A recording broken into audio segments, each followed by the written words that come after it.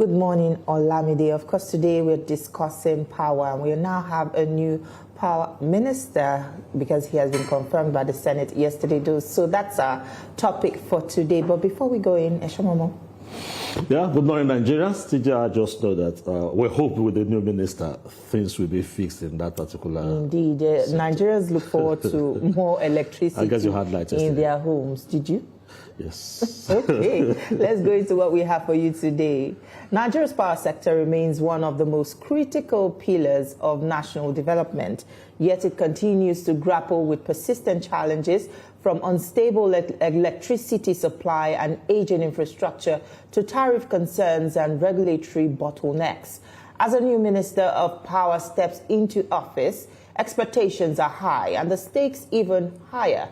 For millions of Nigerians, reliable electricity is not just a convenience, but a necessity that underpins economic growth, industrial productivity, and everyday living. The task ahead is both urgent and complex. The new minister must navigate long-standing structural issues, strengthen generation and distribution capacity, address liquidity crisis in the sector, and restore consumer confidence. Now, with ongoing reforms and increasing calls for accountability, the question remains, can fresh leadership translate policy into tangible improvements in power delivery across the country? Now, to examine the priorities, expectations, and possible pathways forward, we are joined by Princewill Okorie, Executive Director of the Electricity Consumers Protection Advocacy Center here in Abuja, who will share his perspectives on what lies ahead for Nigeria's power sector under a new leadership. Nice to have you here with us. Thank you very much. You're welcome. Thank you. We now have a new minister waiting for Mr. President to formally inaugurate him. But a lot of Nigerians, some Nigerians complain that they're paying so much and they're not having electricity. And we have insistent grid collapse. And sometimes we have the discourse, the gencos will say they do not have the gas supply and all that generation problem.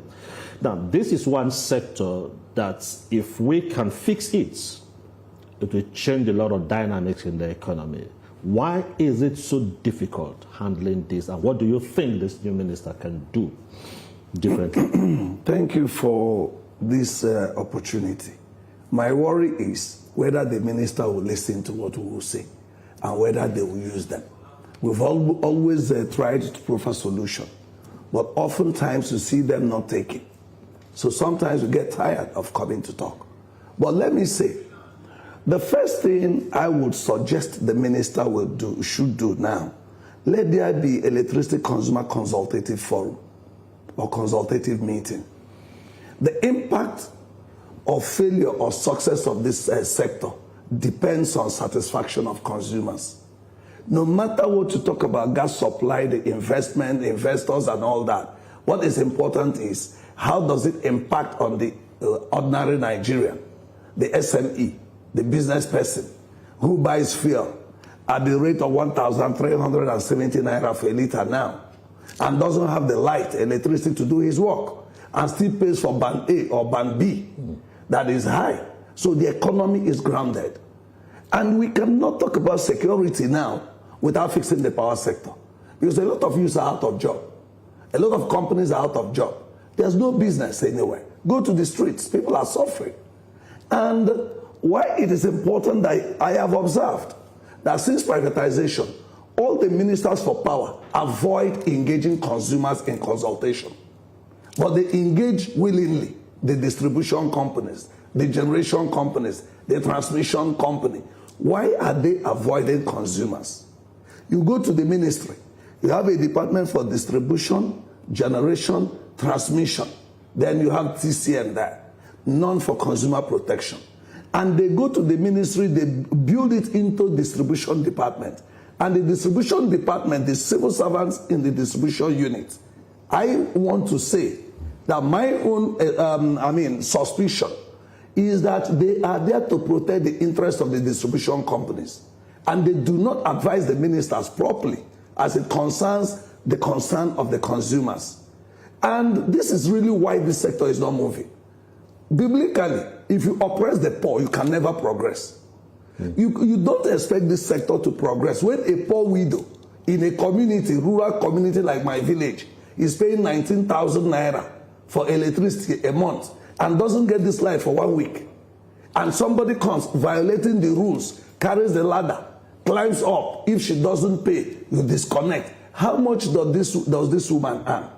Well, you go to a small business operator and ask him to pay you 20,000, and this business operator doesn't get the light, and you are telling him he's on band A, and he's paying you the money, and at the end of the day, he doesn't have the power to do the work. So why will the poor be extorted in this sector? Mr. Okorie, yesterday when the new minister was being screened, he likened the challenges facing the sector as systemic. And he's also said Nigerians should manage their expectations when it comes to, rejigging this sector, especially when he's in power. Doesn't mean that he won't do his best, but Nigerians should manage their expectations. How do you receive this? I don't share in that view. He's already telling us that he wouldn't do anything different from what others did. Telling us to manage our expectations, what does that? And you said it's systemic. I would expect the minister to say, these are the steps I will take to address the systemic challenges. For instance, how did you arrive at band A, band B, band C? If you look at the quantity of generation today, how can a power sector that generates less than 6,000 megawatts or distributes less than 6,000 megawatts to 774 local government councils in this country, 200 million or so, with buildings that are not less than 40 million? How can the 6,000 megawatts serve them? And you are not giving band A, band B, band C. How realistic is it? So if he wants to address it, the first thing is, like I said, can we have a consultative forum with the consumers? Let's hear from them. Then again, the House of Representatives have done something good. Honorable Mustafa Aliyu, who is the chairman, House Committee on Ad hoc Committee on Power Sector Reform and Expenditure, the minister should consult him. Okay. They've done extensive work in this sector. I have been privileged to work with them to an extent. Okay, Mr. President. They have found a lot of things that can make this sector work. But telling Nigerians to manage that is, we should wait and be paying the back, like the previous minister. We told him to consult. Let me tell you, sir, please. I told the minister at public forum, I said, Minister, if you want to work, engage consumers, hear from them, know their problems, because there is so much corruption in the sector. There is so much indiscipline in the sector. And this is providing opportunity for consumers to be extorted and exploited without any consequence at all. So telling us to manage the expectation means they can still manipulate us and nothing will be done. All right, Mr. Princewill, let's look at it this way. You just talked about consumer consultative forum that they should set it up. Now, is it not possible to enforce sanctions against discos that fail to meet the minimum energy supply to contractual consumers? For instance, a community or a building is on band A, and you say you will have light for about 20 hours, and that is why you are paying this much. And for 1 week you don't have the lights. They now bring it, okay, you didn't consume your stuff, but how about the businesses you have lost? Can there be litigation against discos? This is what I'm saying, that the minister should consult. What you've raised now borders around Section 217 of the Electricity Act 2023 Assembly. There are laws, but they are not enforced. That section is of false declaration. But funny enough, the people that make these laws, if you look at the electricity, in fact, the first thing the minister needs to do, apart from consultation with the consumers, is to demand for amendment of the Electricity Act to make it reflect constitutional provisions. The way the Electricity Act is today, it is negative of constitutional provisions. What do I mean by that? Section 17 of the Constitution is on the social objectives of state policy. What you have mentioned now, it relates to Section 34, where you talk A and B, where you talk about torture, inhuman and degrading treatments. But they are provided for. Under Section 217 of the Electricity Act, it says that anyone that declares something that is false, knowing that is not true, should be punished for it. But where is the unit enforcing that section? because Section 209 down to Section 226 of the Electricity Act 2023 as amended is on penalties and offences. But there's no unit in the Ministry of Power that is looking at that section. There's no unit in the Nigerian Electricity Regulatory Commission looking at that section. Consumer Protection Commission is not looking at those sections. But if there is a unit to enforce this, what you've said can be dealt with. Because where you give me 4 hours supply and collect money for 20 hours supply, it's false declaration. And you should go in. But again, what is the punishment? Well, the minister the funny thing, sorry sister, the funny thing there now is that the punishment is 100,000 or 2 weeks imprisonment or 2 months. But in Section 221, where it talks about maybe a consumer confronting a disco staff, the punishment is 2 or 6 years imprisonment and 2 million naira. Look at the injustice there. Then you see that the sector is designed against the consumers. It's designed and implemented to favor the distribution companies. Right. So what you've said now, what is ICPC doing? What is EFCC doing? What is the Consumer Protection Commission doing? When they see that consumers are treated this way, what is their program to prevent this kind of negative behaviors in the sector? The sector is giving Nigerians the impression that laws are not obeyed in this country, that they are just on paper. All right. Nobody does anything. The minister admitted that Nigeria does not have a generation problem. It's more of distribution and transmission. And that will be the focus of his time in office. He will focus largely on this distribution and transmission so that Nigerians can get light. He also mentioned that, in 100 days, Nigerians should give him 100 days to fix our fragile grid, Nigeria's fragile grid. Now, what differentiates this from the usual promises we do hear from past ministers who make the same promises and yet are unable to deliver? Remember, I've made 2 suggestions here.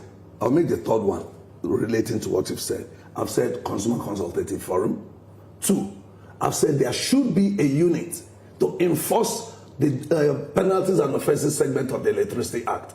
That section deals with vandalism, electricity theft, and all manner of offences against companies and all that. But it is not enforced. Now, what you've said about grid collapse comes to safety.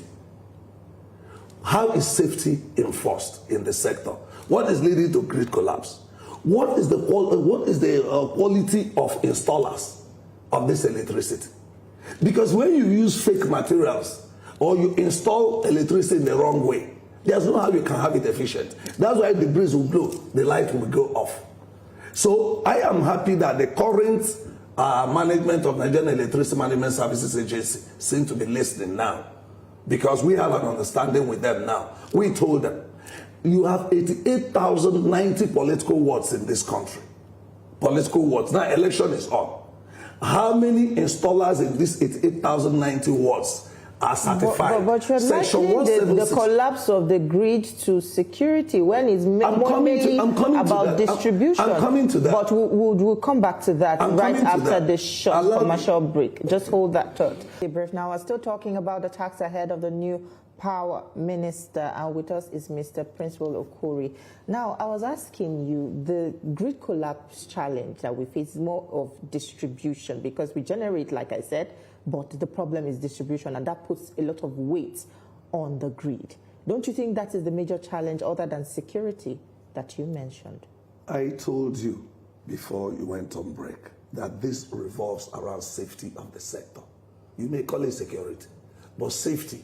Nigerian Electricity Management Services Agency, Section 176M, provides that the NEMSA should process and certify competent electrical installers. They also have mandate to ensure that installations are properly done with the right equipment. They have a code you use to work. But what is happening?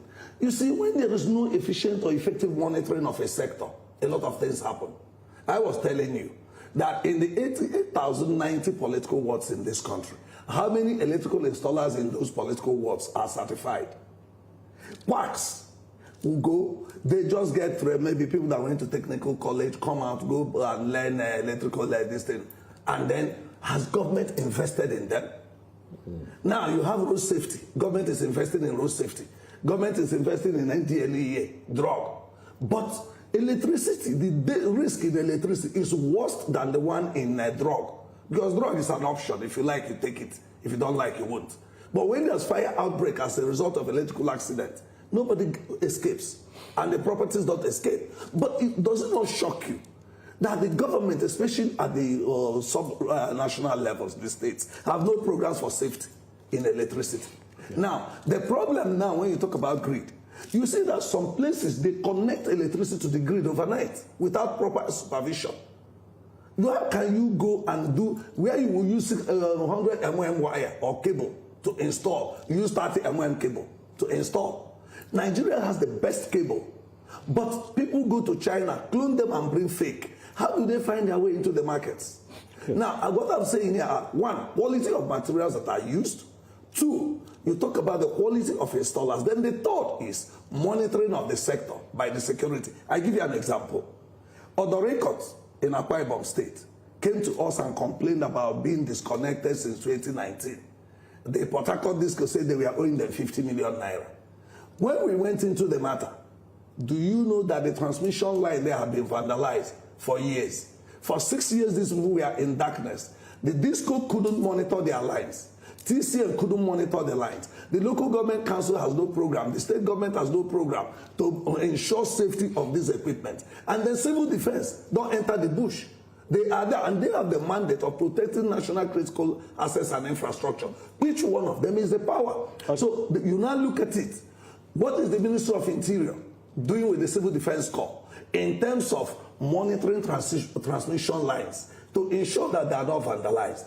Which vandals are caught? And the discos, who you're talking of distribution, who use these equipment to do their job, have no program for protection of even their transformers. Okay, now, when you look at it again, the idea of a disco refusing to sign this third-party investment policy that entails that if I provide transformer as a consumer, you pay me back as a disco because you're using it to do business. Discos don't do that.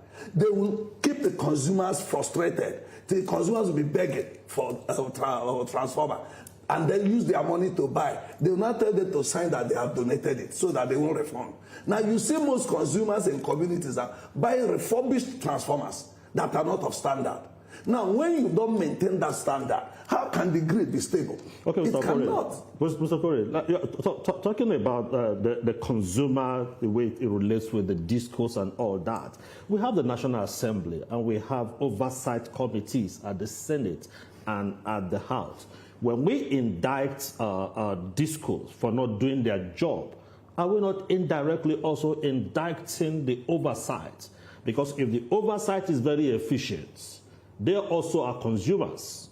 If the oversight is very efficient, would you have this call that why is it that they are not consulting with the consumers? So what can the National Assembly do in its oversight to ensure that this discourse live up to expectation? You see, this is why I just mentioned Honorable Mustafa Ali, who I told you is a very intelligent and committed man in this sector. But he came in as the chairman of House of Reps ad hoc committee. It's an ad hoc committee. But there's an honorable who is in charge of House Committee on Power. You need to bring Senator Baribe here. You need to bring Honorable Mokolo here. Honorable Mokolo is the chairman House Committee on Power. Senator Baribe is the chairman Senate Committee on Power. Bring them and ask them these questions. This is why in our association now, Association for Public Policy Analysis, on the 9th, next week Tuesday, we are calling professional bodies to come. Professional bodies and good governance in Nigeria. Where are the professional bodies now that election is coming? So that you elect people who go to the house and be committed to the interest of the people that elected them. Just like the sections I quoted for you before, Section 217 and Section 221, it was the National Assembly that enacted that law. So where is the interest of the consumers in that law they enacted? You should even start from there. So if they can enact such a law, where the man declares falsely to you and he's punished only 100,000. And the other man comes to say, why are you charging me for band A of 20 hours and you're serving me for only 1 hour? And if he confronts him, his punishment is 2 million naira or 6 years imprisonment. Why did the legislature come up with that? It calls to question the quality of representation. Not that they are not qualified, but that willingness, that patriotic interest to protect the ordinary Nigerian. The sector is in such a way that lobbying is what drives it. The consumers are not, are not together to go and lobby in the house. But we have tried to let the ad hoc committee know that consumers should be listened to. And that's why they're listening to us. I must tell you, I must commend Honorable Aliyu here. When I explained these things to him, he now said I should come and join them to be bringing the consumer perspective to what they do. The last time they brought the discos to the house, discos were accusing consumers, and consumers are doing this, consumers are owing them, consumers are refusing to pay. The willingness to pay depends on the confidence the consumer has in your service delivery. When he knows you are extorting and exploiting him, he will not pay you because you cannot even justify the billing you are giving them. The disco will come and tell you consumers are owing them so much money. But this money they are claiming are fraudulently generated bills. We didn't follow the capping methodology, didn't follow the estimated billing methodology that NEC set up. So when the sector is so open, without discipline, no transparency, so the minister needs to look at discipline in the sector by ensuring there is a unit that will ensure that the penalties and offenses segment of the Electricity Act is enforced. If you do wrong, you should be punished. And when that is being done, you see that people will be careful. Take, for instance, look at Imo State now. Do you know that Transpower, which is a subsidiary of Enugu Electricity Distribution Company, is operating without license in that state? And the Imo electricity law says it is only licensed entities that can supply electricity at collect. But this company is going all over the communities collecting money. And then even the consumer complaints that went to the Imo State Electricity Regulatory Commission, when they sit on them and then give the company penalty for failing to do what is right, they refuse to pay. They are owing about 679 million to the Regulatory Commission. Okorie, let's take a look at what the President of the Senate said yesterday during the screening. He openly referenced cabals in the power sector, and he believes that this is the problem, the major problem or challenge confronting this sector. Do you also believe that there are entrenched interests that benefit from the darkness that Nigerians are currently facing? And if this exists, why has no administration been able to dismantle these cabals? My dear sister, in 1994, I had the privilege to meet with the European Union head of delegation to Nigeria. After Africa Leadership Forum held a program in Cotonou then that brought about Transparency International. And that was on corruption. I was much younger. And I told the man, the corruption you people talk about in Africa is not developed by Africans. Remember that time was when Nigeria played ball with Argentina, that Maradona used hand to score goal. I told them that in the conference in Cotonou that what you do to our economy is what Maradona did in the field of soccer. Because Africa is the largest producer of primary industrial products. Why don't you set up these industries in Africa so that you can create jobs for us? But you take the thing out there. That's why Rudy also wrote a book, How Europe Underdeveloped Africa. The education they gave us was for us to carry timber to the sea, put it in the ship, and it goes. You don't say you are educated. Now, I challenge them to that. Dieter Frisch, who was the Director of Economic Development at Brussels, he was in that meeting. He gave me a note to meet the head of delegation in Nigeria. I came here, met the man. The man told me, young man, where will you start fighting corruption in Nigeria? That do I know that I accuse them of not helping to develop Nigeria and Africa? That they have tried to bring books to the federal universities, their libraries, that they got stuck at the high sea. Severally, they got frustrated. That they were bringing motor spare parts in return for the oil they get from Nigeria. Each time they want to bring it, they will change the Minister of Finance. They will start another process. That the thing has been there. The point I'm trying to make is that there are cabals, but the cabal will increase now. Why? Let me tell you why. Do you know people are talking of state electricity markets now?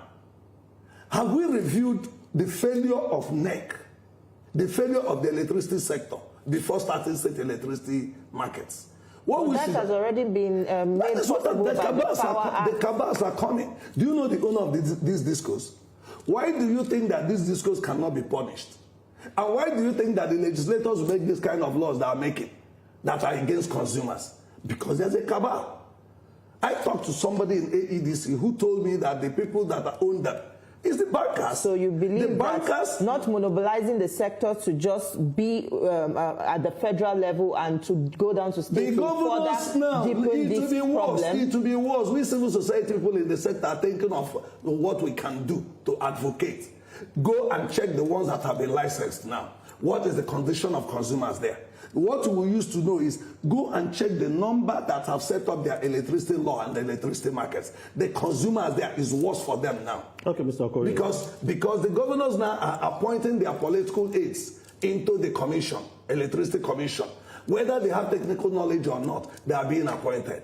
And if you are the chairman appointed by the governor, you do the bidding of the governor. Okay, just and if the governor needs to make Okorie, money from that sector, you can't say anything. Mr. Okorie, so it's worse. Some consumers are now turning to solar and off-grid solutions. Do you think this is one thing that the minister should look at if the on-grid is giving us challenge? Should we also be looking at solar and the off-grid electricity supply as a way out? If your child in your house is misbehaving, will you send him away? Or you discipline him and make him stay in the house? That's my response. Because what is happening? The solar, will it drive economy? To what extent? How many people can even install it now with the money? I'm not saying it's bad. But the problem in this country is that we don't correct evil. You go to police station now as a complainant, before you know it, the accused becomes innocent. Because the police would rather want to do the other one, and the complainant becomes accused if he doesn't take his time. That is what is happening. Look at how our economy derailed.